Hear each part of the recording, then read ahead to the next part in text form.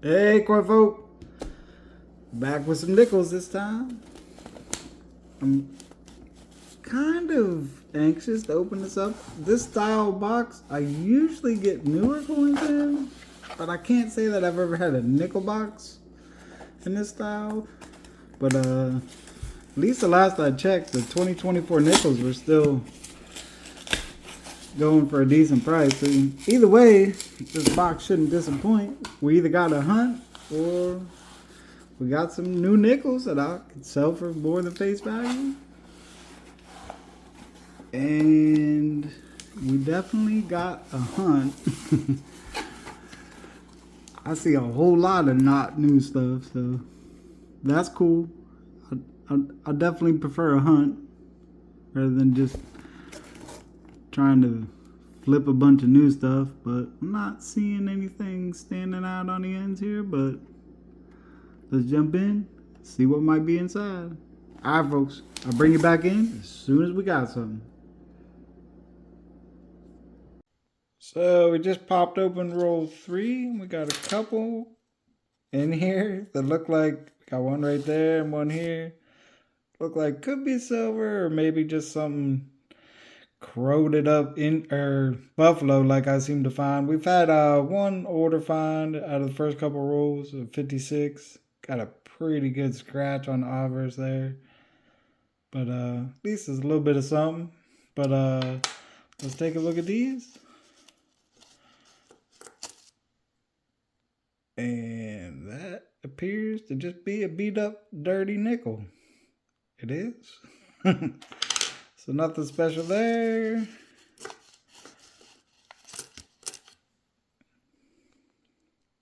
That's the stuff we're looking for.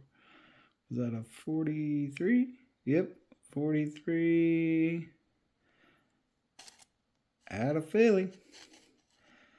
So nickel box saves the weekend. We got a little bit of silver. Just roll 3. So hopefully we get in there and we get some more. I'll check this for some double dies, and I think there's a RPM or on this one as well.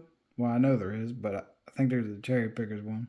But I'll check that out, and if there's anything on it, I'll bring it back in and share. So on roll 6 of the box, and we're 2/3 of the way there on a set of 1943s. Got a 43 San Francisco here. Didn't see it by the edge, but she's fairly well polished up. It's kind of, I'm sure it's not going to show, but it's kind of got some cool color on it. Must have retoned after getting scrubbed up. It's got a little toning kind of around the rims or whatever, but unfortunately that's not going to save it as far as the numismatic value, but it's still a pretty low piece of silver. I don't think there's anything else in the roll. Doesn't look like it. He's not staying out yet, but we'll run through it, and if I do find something, you'll be one of the first ones to know. So on the next roll here, we got a 21 Philly under the scope.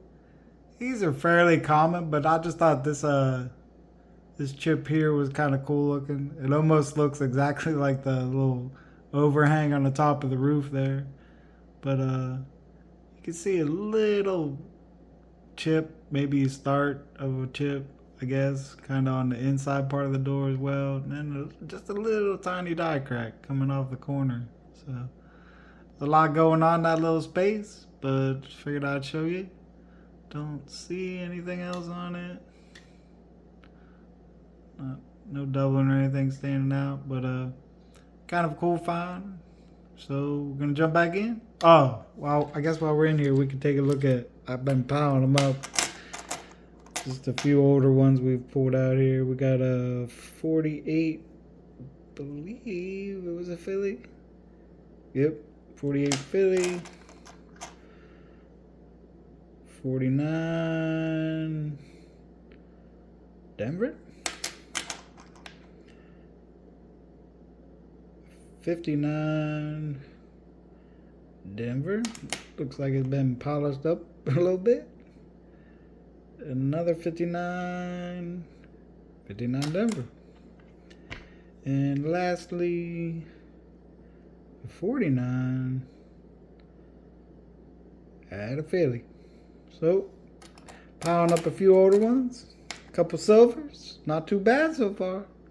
Let's jump back in, see what might be in here. So we're on roll 11 here. We got a 63D under the scope. Got a little bit of a lamination coming down from kind of in between the P and the L and pluribus there. Running down. It looks like it gets all the way down to the top of the dome there. So kind of cool. You don't find these too often. A lot more common on the wartime nickels, but it's kind of a cool look. So I figured I'd bring it in, show it to you. But we're going to jump back in and see what else might be in there. So back on roll 13 here, we got a 2007 Philly under the scope. Got a fairly sizable area with appears to be a grease strike through. You can see in the motto, in God. It just kind of gets weaker the whole way around. You can see the weed. You can see just barely a little bit down in trust. And kind of the outside edge of Liberty and the date is wiped out. You could tell it's not the coin's not in great shape, but you could tell it's not simply wear because you still have the full rim on there. So it's not any kind of damage or anything. I mean, there is damage on the coin. Very well circulated, but still pretty cool find. So figured I'd bring you in, show you that. And we're going to jump back in. I just laid out roll 15 here. Well, half laid out, half dropped. And this guy's standing out to us. Proof reverse. Oh, let's see what we got. A 1981 proof nickel. I believe this is one with a type 1, type 2 kind of situation. So I'll try to figure that out, but if I remember correctly, it's a little difficult, but we'll see. I don't know. If I figure it out, I'll let you know. But we're going to jump into the rest of the roll and see what else might be in there.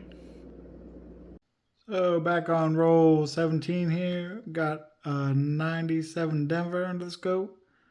Just a tiny little, really shallow cud down here right by the end of the ponytail there. Nothing super crazy, but it's a cool little find. I don't think I've ever found a full cud on a Jefferson nickel. I found one with a really nice die break one time. I can't remember if it was on the video or not, but where it was pretty much all along the whole bust. But this is the first actual cut I found. So that's kind of neat. Figured I'd bring you in, show you. Wish it was a little bigger, a little flashier, but it's a cut, so we'll take it. Jump back in.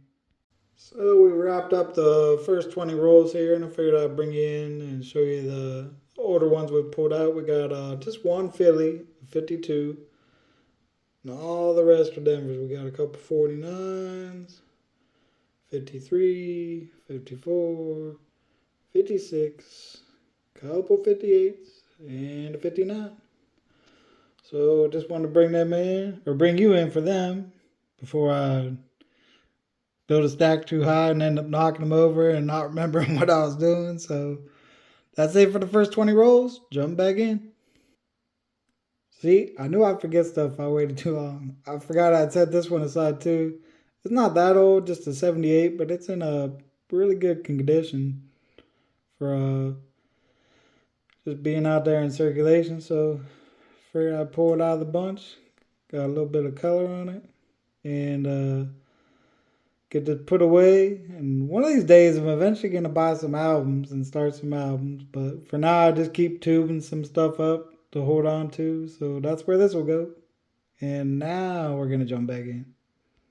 So back on roll 21 already.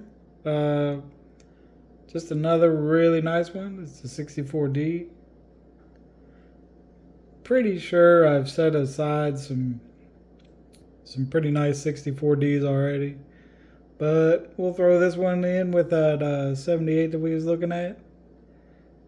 Just to keep for an album at some point. And whenever I get to there, I'll decide which one's nicest. But already checked. It's not the D/D mint mark, unfortunately. But that'd be asking a little too much, I guess. But so we're gonna set that aside, jump back in. Let's go. So we're back on the same roll with a 2006 Philly under the scope here, with an absolutely massive die chip on the side of the building there. Like we said before, these are fairly common, so I only bring you in for the ones that stand out a little bit. So that one's kind of cool. Didn't see anything anywhere else. Nope.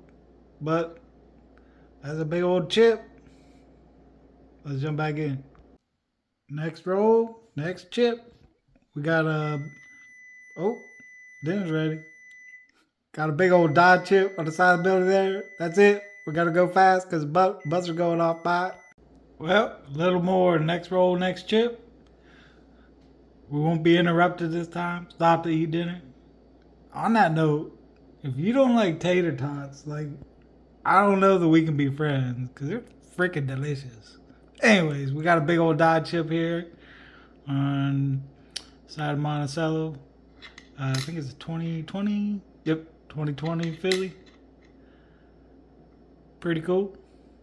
But we're hoping for better. So let's jump back and see if we can find it. Well, through the next 10 rolls here, we had a few more older ones we pulled out. Got a 41 and a 49 out of Philly. Got another 58 Denver. And one from San Francisco, 1941 San Francisco. So that's it so far. And we got 20 more rolls to go. So we're going to jump back in, finish this thing off. I'll bring you back as soon as we get some.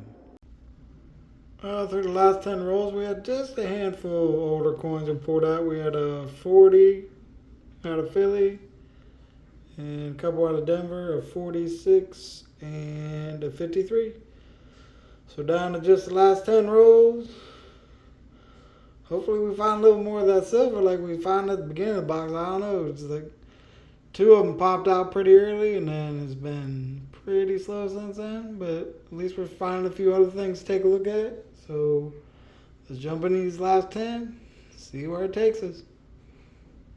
I completely forgot, but we did have our first foreign as well, Canadian, 1995.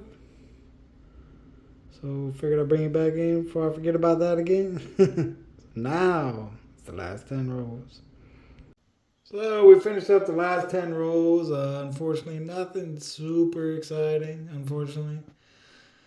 Because all the silver was just front loaded in there, but we got some older ones here. At least quite a few older ones out of the last 10 rolls. We got 2 40s out of Philly, 41, 3 46s, I think 2 52s. Yeah, 2 52s and a 56. And then out of Denver, 2 54s, 55, and a 56. That's a wrap on the box. Not too bad. Couple silvers. Couple nice, crazy looking die chips. A proof. A good amount of older stuff. So, not too bad, I guess. So, we'll jump in on the next one, whatever it'll be. I'm not sure. But that's where I'll see you. Later, folks.